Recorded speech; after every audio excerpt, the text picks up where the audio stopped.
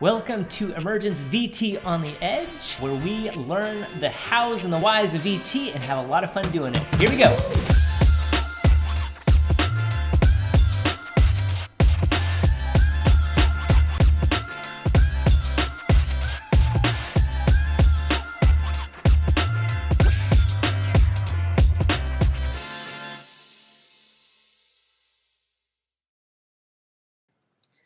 As you can see, per governor's orders, I'm here at home.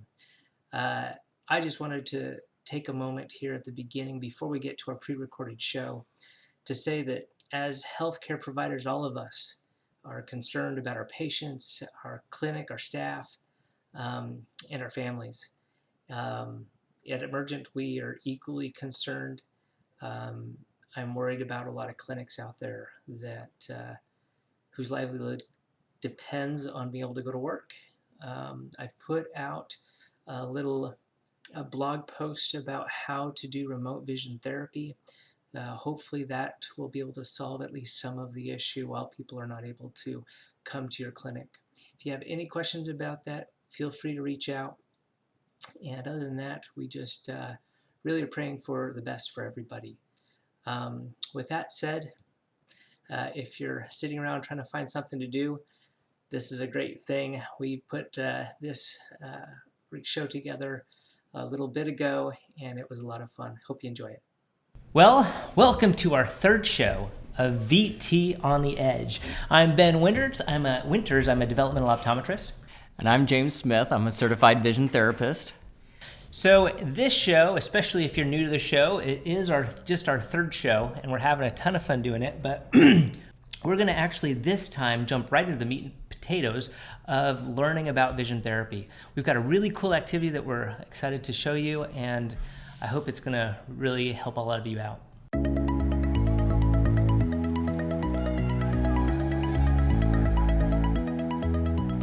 Okay, so here we are at VT time, and we're going to do an activity called C3 massage. This is an activity that I learned from Bob Sannett. It's a great one for people who just are really, really struggling to gain fusion, to gain depth perception.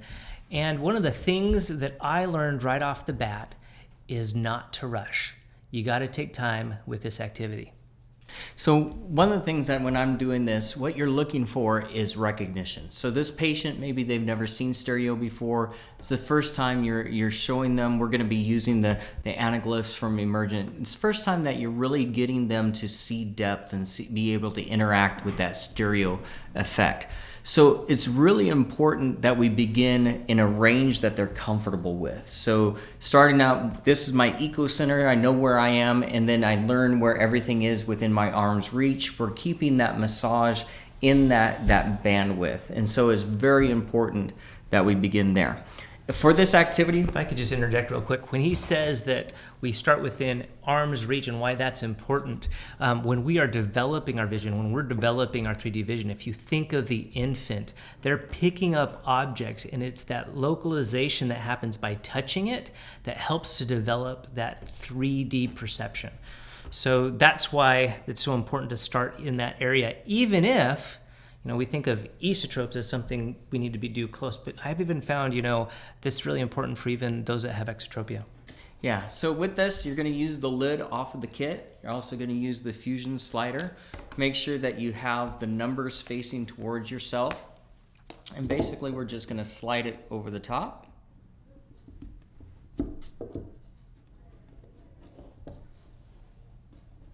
And then the key that you want to remember is red goes over green. And then I'm going to have Dr. Winters put on the Emergent glasses and make sure that the red lens is over his right eye. Red lens over the right eye. All right. So now this will allow me to move it back and forth. And so we're staying within that C3, okay? So just a little bit of convergence, just a little bit of divergence going back and forth. Okay? Now, as I begin this, the first thing that I'm going to want to do is just to ask him, what do you notice? I'm noticing some movement. Okay, that's exactly right. So the first thing we want to notice is movement. Okay, from that movement, then we're going to define where's this movement going. Is it going just left to right? Okay, or are we sensing that it's going forward and back? So movement is the very first thing that we want. Now we could break it down. If he's saying he's seeing things going left and right, all of a sudden we know, oh, well, what color are you seeing going left? What color are you seeing going right? Because it probably means that he's suppressing an eye. So if I can step back a little bit with that one, let's not use the red green glasses. The whole reason that this works is the red lens sees one of the images, the green, and then the green sees the red one. And because of that, if they're just seeing one move back and forth versus the depth, that means that they're suppressing one eye and they're just using the one eye. Exactly. So now I got them to see motion, okay? We've got to see movement. We know that we're now stimulating that magnocellular. Remember, we want to stimulate periphery first. I may have to use audible snaps. I may have to get him to integrate using right hand, left hand, moving back and forth, okay? So now we have movement. I'll begin to ask, as you see that move, where is it moving to? Okay. I see it moving a little bit closer and a little bit further back. Great. So now we've established that we have coming forward, we have it coming behind. The next after motion is size difference. So right now, would you say that is closer to you or farther away? It's a little closer to me. Okay. So as I move it farther away, what happens to the size of the target? Oh yeah, it's getting bigger. Good. And as I bring it closer, what happens to the size of the target? It's getting smaller. Good. We just established silo. Now, I'm not having him define what silo is yet. As a therapist, I'm recognizing he's seeing silo. So then from there, I'm going to reinforce it. Okay, it's going away from you. What do you see? It's going away, and it's getting bigger. Okay, and as it comes closer, it gets smaller. Good. I reinforce and then I educate. So you just saw it coming in closer and it got smaller. We call that small in, and then we call it large out. So it's the silo effect. So this is really important. We've got motion, we've got direction of motion, and now we have size recognition. And then the last part we have is, where do you see that closer or farther away? Right now it's a little closer. Good. Can you take your finger and just touch where you think that is in space? Yeah, it's right about here. And remember, we're just at 3. We're just right here close. We're not trying to bring it into a lot of convergence. We're just wanting this. So now we have localization. And then I'm going to move it behind and I say, what's happening to it? And as they say, well, it's moving in behind, I'll say, well, can you reach behind there and tell me about where you feel that is? I'd say like right about there. And again, I'm keeping it right here close to the plane of regard. I'm not going into high divergence or high convergence. We're just massaging this back and forth until they really understand this space before we begin to investigate space out. And that's how I use the C3 massage. Maybe we should spend a little bit of time talking about what they do, because I was a great patient in that I saw it right away, right? But what do you do when they don't see it? I will say right at the beginning, I think it's easy whenever we're doing that activity. If it's not working, we're starting to get nervous as a therapist. Maybe after 30 seconds, okay, we leave the activity, try to do something else. But one of the biggest things I learned from Bob is that I was in one of his courses and he just sat there. He had the confidence as a therapist that he knew, given some time, that person would finally get it. And sure enough, someone from the class couldn't see stereo, but over time, as he just continued to do that back and forth, she was able to see it. And he's giving prompts while he's doing that, right? Okay, really open your periphery, relax the eyes. What are you seeing? And one of the other tools that I personally like to use is to use a pointer or their finger, something that they're actually looping and trying to feel that actually coming off of the page. And that helps. When they don't recognize silo, another thing that I really like to do is have them actually tracing that circle. And then, so I'd have it closer, and then I say, okay, look at what you're doing, and now move it further out. And they'll draw a bigger circle. And I've had people say, well, no, I don't see any size difference. I say, look at your hand when you do this. And it's small, and then it's larger, and then it clicks. Oh, it is getting bigger. And always remember, that's going to give them more proprioception feedback. It's going to give them more ability to do that. Other things that you can do is put a little sticker here in the center. That gives them a contrasting point of where it is. On the front part, you can have them tap with that pointer through, and they'll actually see where the quoits comes out on the outside of it. So those are all ways that you can do it. Sometimes if they're not seeing both colors, just holding them up and down so that they can see them both, and then slowly rotate it towards them so that you bring it in from the two images that they see, and then as you roll it, it pops into that one image, and they can see that stereo come out. Great idea. Well, there you have C3 massage. This is so, has an arm thing just on one side. I feel like I'm going to fall out of the chair. So lopsided.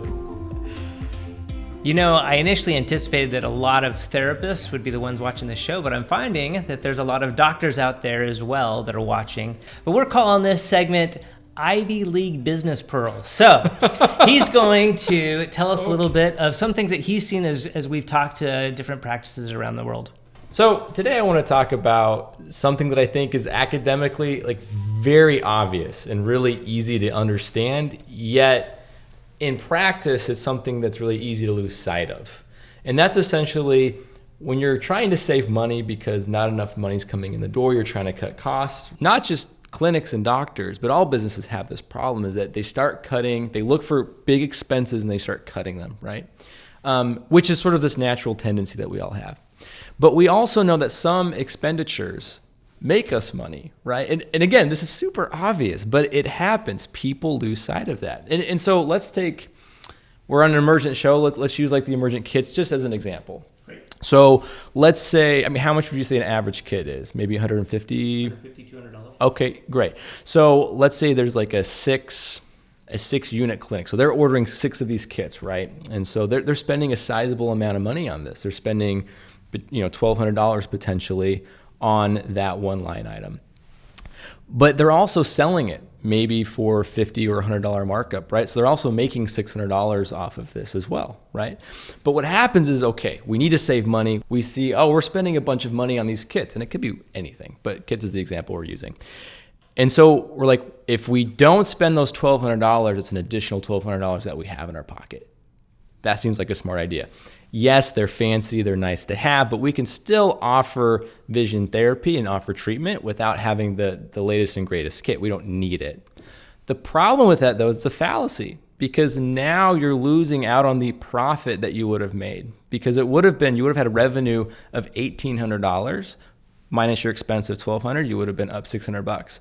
But now you're just losing that. So you're actually in a worse cash position than you would have been if you invested in that, because that's really what it is. It's an investment. And a lot of things in our business are like that. Another big one's like marketing. Sometimes marketing, we have a good return on investment and we see that as a big expense. We cut that out, we lose out on money. Sometimes it's not true. Sometimes we lose money on essentially marketing, but it's because we don't understand the relationship. We don't know what our ROI is on that. So a lot of rambling, but essentially it's an obvious, really easy to understand concept, but it's something that's really easy to lose sight of in the heat of the moment. It's absolutely true. This is the conversation I was just having with a doctor the other day. It's so easy to see the big expense and say, okay, I've got to get rid of that. But you're killing the golden goose, as they say. Yeah, right? you kind of cannibalize your business. And I think the problem with this too is it snowballs. In the beginning, it's like, yes, I just saved that money, but then you miss that profit the next month. And then you start cutting other things, and it gets worse and worse the further you go. The one that I see a lot is, I'm going to cut my therapist's hours. We've got all these admin things that we've been doing, but let me just cut some of that because that's an area. And that other stuff is actually really important that they're doing. Sure. And there again, you're missing some of the things that are key to your business. Right. And the last thing I'll say, then I'll get out of your hair. I feel like people who are watching your program are like, well, genius, okay, that's nice, but I do have to cut something. So the answer is what do I cut? Tell me what I should cut then. And that's a really good question. And unfortunately, it really depends. I think that's one of the beautiful things about the emerging clinic program that Emergent has, is that we have a consulting framework and we go through and we talk about some of these things that can be really helpful, especially as you're starting out, to kind of understand and measure what expenses are worth cutting and which ones are worth keeping. So thanks for having me on, Ben. It was great. Thanks for being here. Yeah. All right, so that's the end of this session. Now, I know that this one we covered a lot more heavy stuff. If you have some follow-up questions or you would personally like to sit down with Tyler and ask him some questions, please reach out to us. Our goal is to help every vision therapy clinic becomes the best clinic that they possibly can. So, as Dr. Werner is going to tell us, we need to make sure that you Subscribe. Don't you love it? James is definitely a therapist. He said the end of this session. It's the end of the show, and of course we're going to ask you to subscribe, get the word out there, get this video out there. We'd love to have a big community out there that is watching this channel and learning together. And remember, go out there and live life on the edge.